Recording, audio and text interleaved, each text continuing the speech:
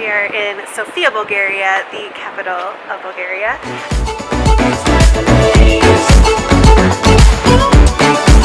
And while we're out there we can see the Grand Canyon. It's been on my list since I was a little kid. But honestly, if it doesn't go just like we planned it, I don't care as long as it's just you and me.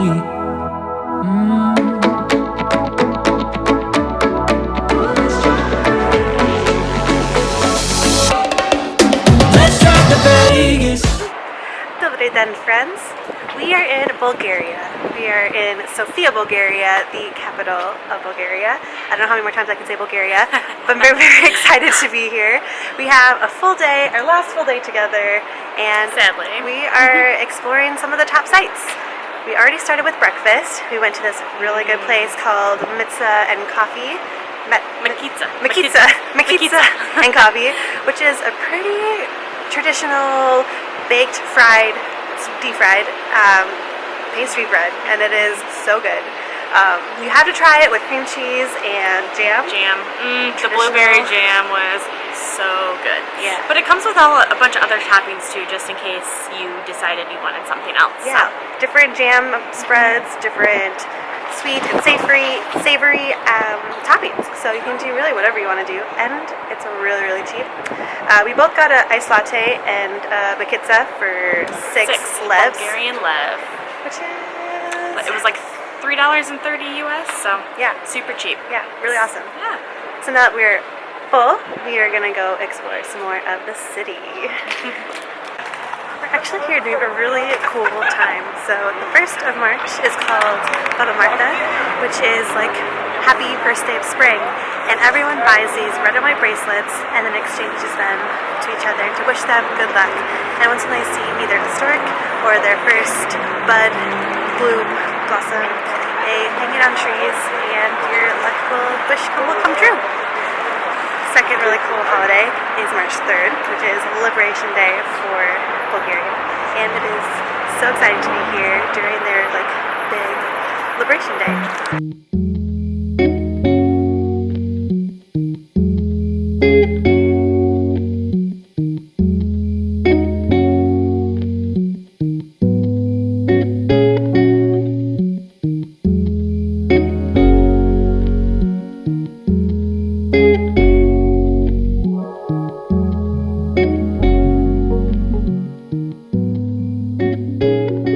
So I'm standing in some ancient ruins right now, and it said that Sofia is very, very old. Sofia wasn't always its original name. It's actually Cheraya, maybe you've heard of it. And one thing that's really cool about the Bulgarians here in Sofia is that whenever they try to do a new building project, they of course need to dig underground. And when they find ancient archaeological sites like this, they stop and they excavate and find out its importance. It's kind of cool just to see it here in the middle of the city. It's incredible, and you can just like walk through it. Amazing. I've also learned that these little squiggly lines, anything below the squiggly lines is what was original, and anything above it is new to help preserve and protect the original archaeological site, which I think is cool because it helps to protect it from weather and anything like that, but they still show you what was original and what's new.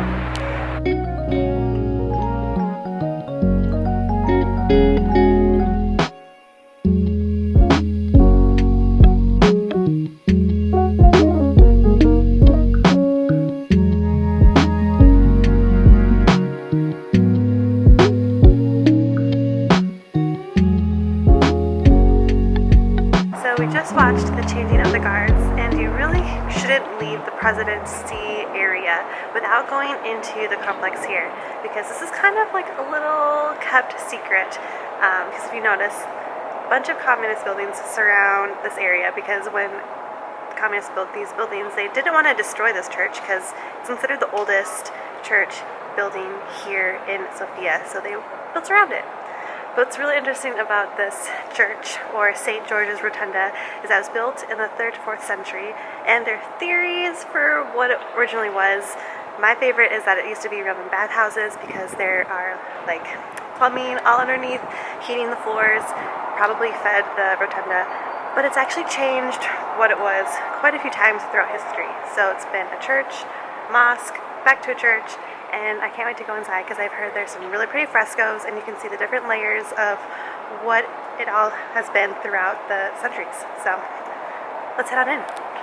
So next to the church, or right in front when you're coming from the change of the guards, is this archaeological site, and I'm still not over how many archaeological sites there are in the city and how you can just like walk through it and discover it when it's been around for centuries and centuries and centuries. It blows my mind, and I think it's super awesome.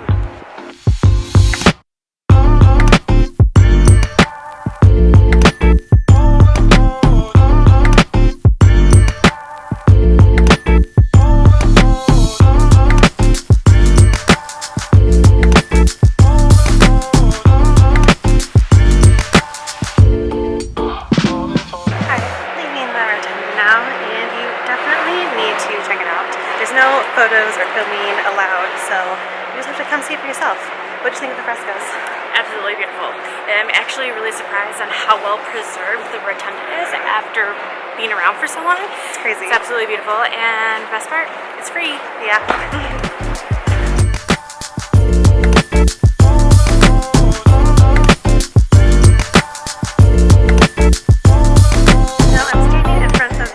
History Museum, and it's probably one of my favorite buildings because it's so intricate. The artwork everywhere is absolutely beautiful.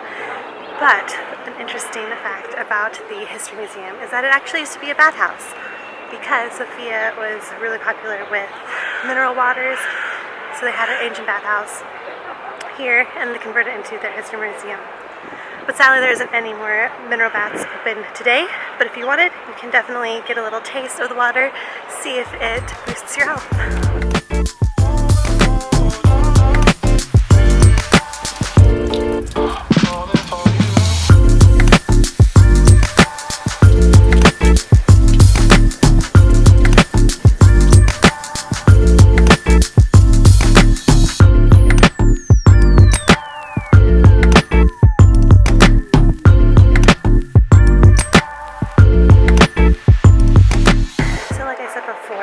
Sophia is layers, eras, generations built on top of each other.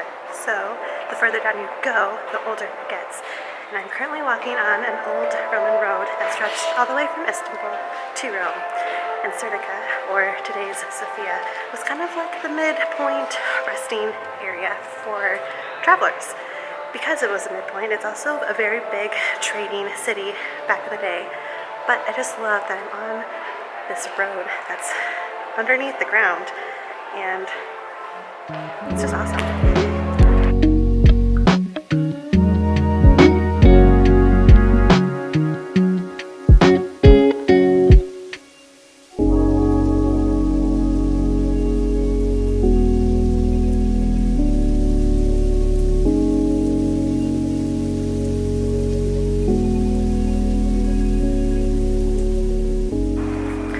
On your way to the Nevsky Cathedral, you come across this St. Nicholas Church.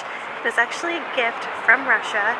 You might notice some of the same architectural styles, but it's a gift from Russia when they were liberated, for their Liberation Day.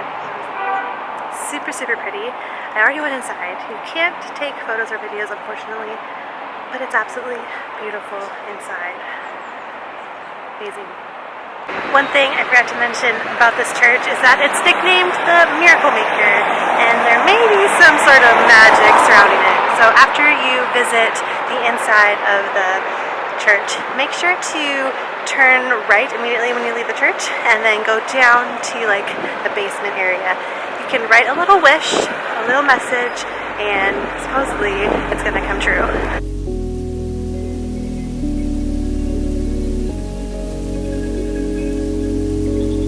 One thing I found super cool, super interesting, is that after the communist times, people would want to open their own business, but they didn't want to pay rent. So they decided that they have windows in their basements, that they could just use their own basements, and then they would sell right out of their windows. and they call them kek shops, which translates to squat shops because you have to squat to see inside the shop or talk to the shop owner. So love that, and you can kind of see lots of little windows sprinkled around. I haven't seen any open for business, but super, super cool.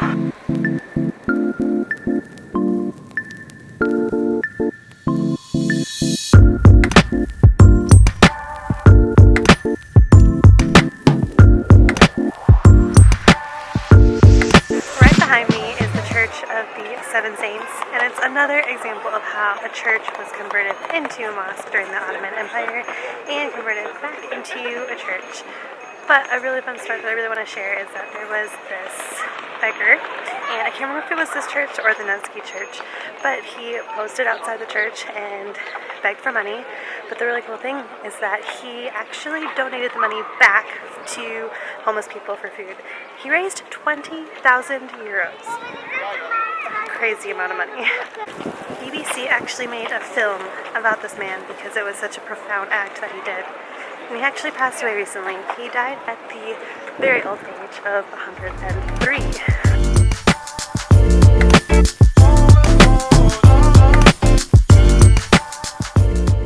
So behind me here is the Hagia Sophia, and they built this one about the same time that they built the one in Istanbul.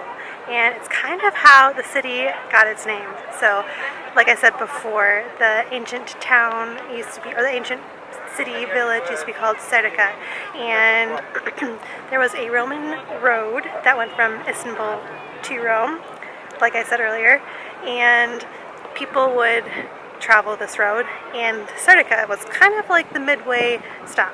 It was like a 14-day journey from Istanbul to Cheraya, and they built this church on a little bit of a hill. It's not really noticeable anymore, but this hill, you can see the red bricks, and people would say, "There's the Hagia Sophia." Time went on, people would say, "Sophia, we're close to Sophia." And that's kind of how Sophia, as we know it today, got its name.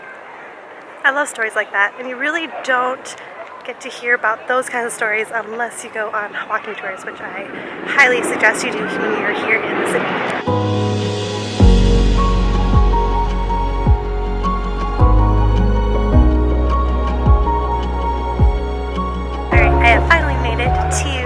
Alexander Nevsky Cathedral, and it's absolutely beautiful. I come up to the side of it because the front, of course, is very, very busy because that's where everybody's taking pictures.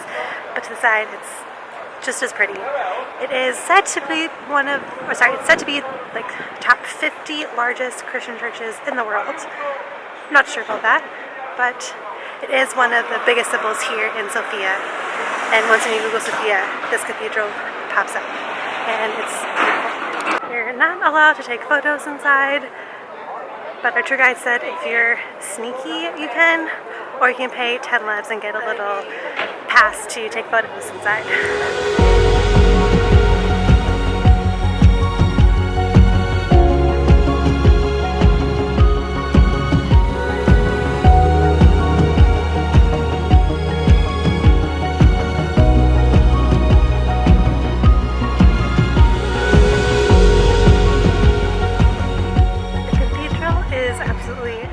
Stunning. It doesn't really look that large from the outside, but after visiting inside, it's actually really, really large, and it's very pretty inside.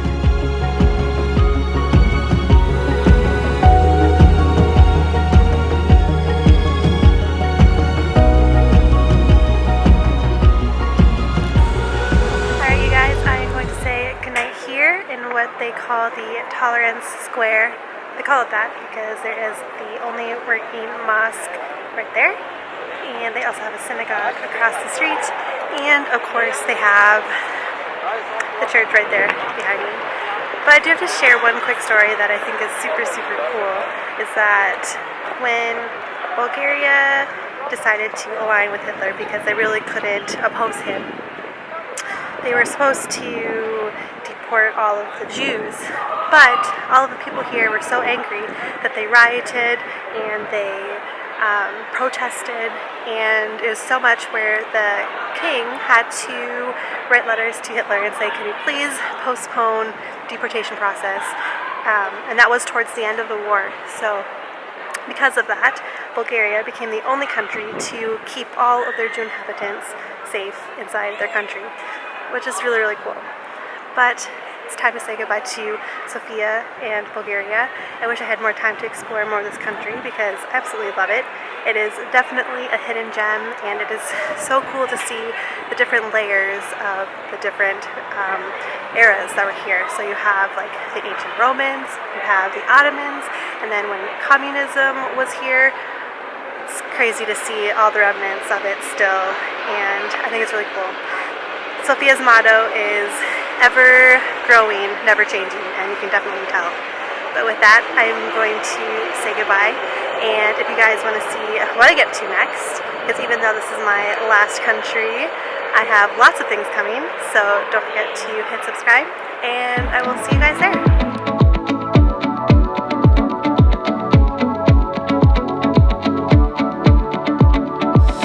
What if we walked into the airport and bought a ticket at the counter and just flew? The fortress right behind me.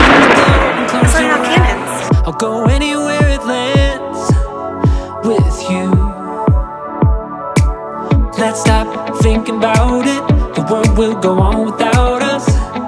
We'll disappear somewhere if it's you and me.